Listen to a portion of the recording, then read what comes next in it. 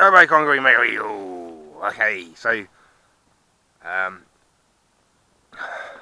gonna get a couple of containers, stick them down here, a couple of 20-foot containers side by side to make a 20-foot by sort of 16-foot temporary workshop slash storage area. And the concrete lorry came. Unfortunately, I didn't have time to set up the camera. There's a brin, just floating it.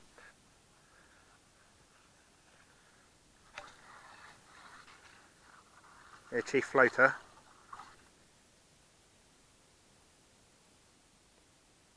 We got it flat enough to take the containers now. Let me show you the concrete. I've got put steel in it, as you saw, but I also ordered the concrete with what they call them, Durus fibres, and they're just polyester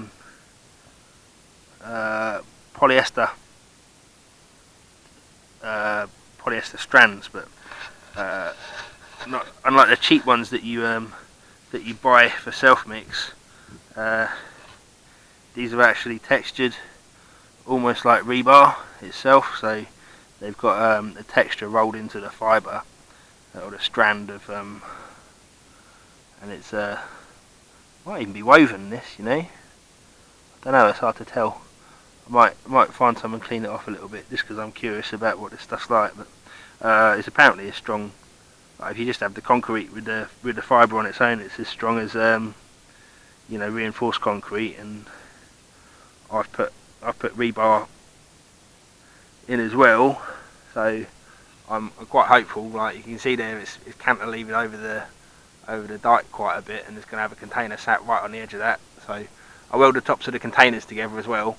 But I'm hoping with the extra strength of this concrete, it will take the bending loads and stop the whole lot going into the ditch.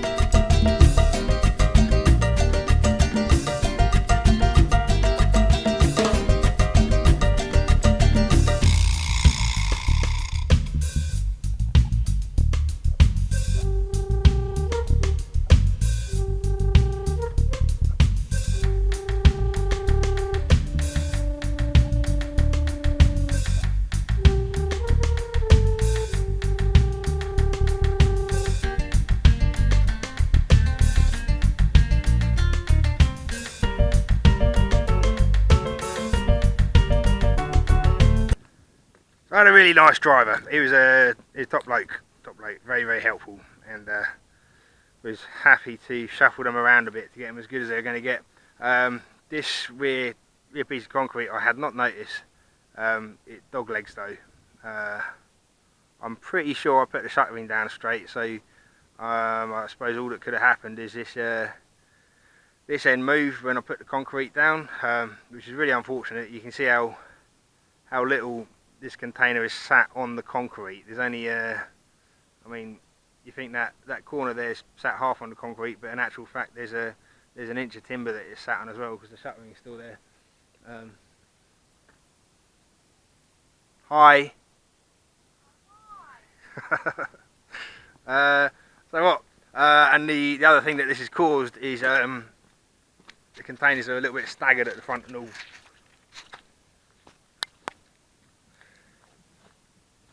Yep, unfortunately this was the only way we could get them on this plinth, so I am pretty upset because this is a mess. You know, the other thing is it's left down containers, lovely, Like it's all square and that, and the sides are nice and flat.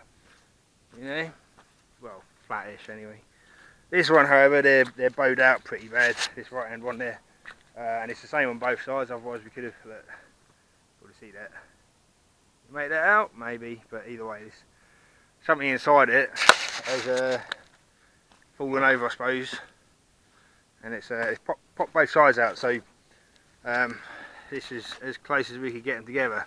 My intention was to butt them right up next to each other, and then weld the corners together, and that way it will sort of reduce the bending load on the concrete, because 3/4 of this concrete is supported, and then the outer quarter is it's kind of cantilevered over the dike, which is pretty cool. So if it was going to go wrong, it would have gone wrong already. Concrete's been down a week, so it's still only sort of 70% strength.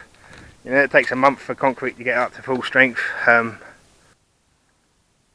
Okay, so I think I've come up with a solution. Just the other day, coincidentally, I was rummaging around in a scrap bin and found these two nice bits of I-beam, that's the one. What I intend to do is weld them onto the back there. You see I've got them placed there where I want them. This is the only problem corner, so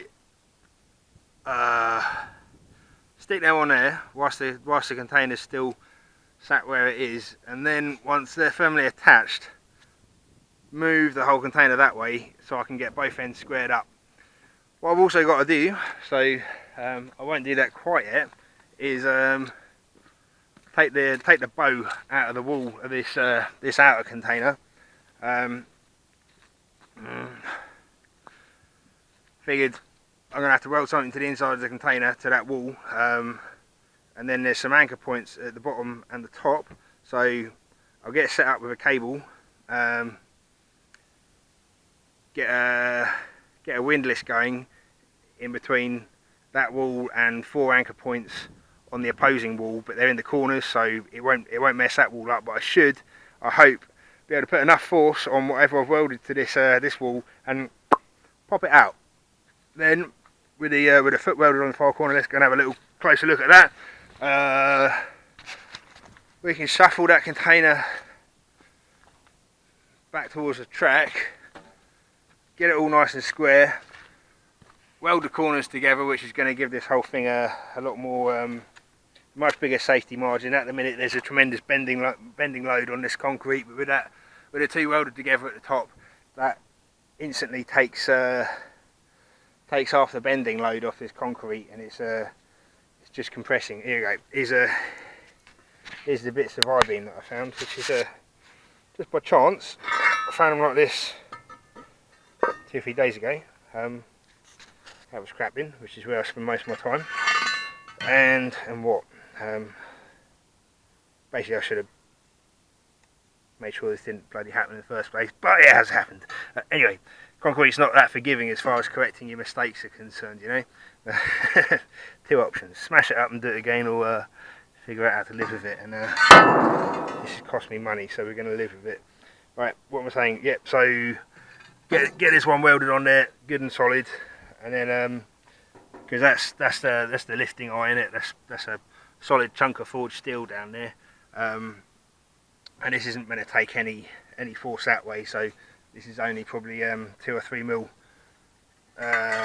steel. So there's a possibility of the whole lot rotating, because it's going to have a 1 foot lever arm on it after that. So I'll then pop another piece on top, and that's going to spread the load beautifully into the container. You know, I hope so. Anyway, in theory, there's no difference between theory and practice, is there?